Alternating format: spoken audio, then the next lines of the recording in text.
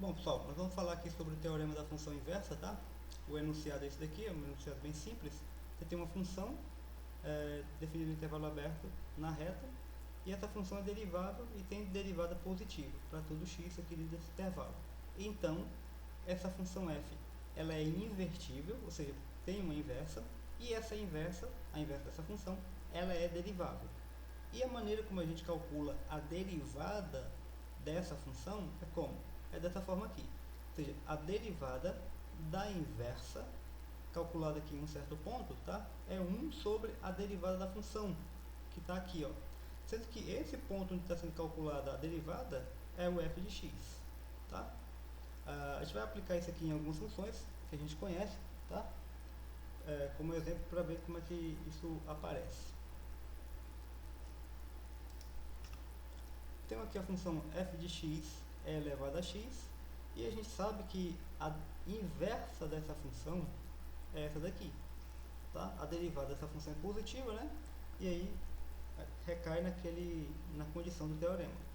Na verdade, a gente não precisava saber disso, certo? Mas só para colocar lá no mesmos critérios lá do teorema, certo?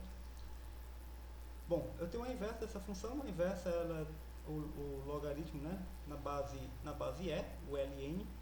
Coloquei o y aqui, certo? Só para poder ficar com a mesma notação do teorema.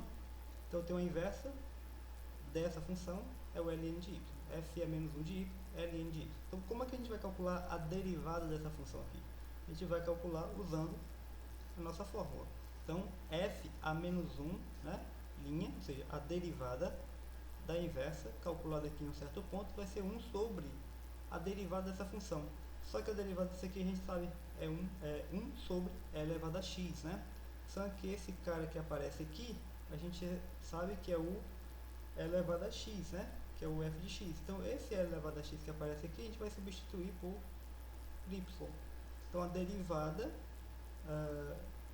calculada em y, né, da inversa é 1 sobre y. Ou seja, a derivada da função ln é quanto?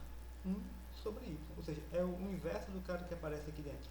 Tá? Ou seja, se você tivesse colocado o x aqui, tá, não mudaria. Tá? Então a derivada seria a derivada em relação a x do ln de x é 1 sobre x.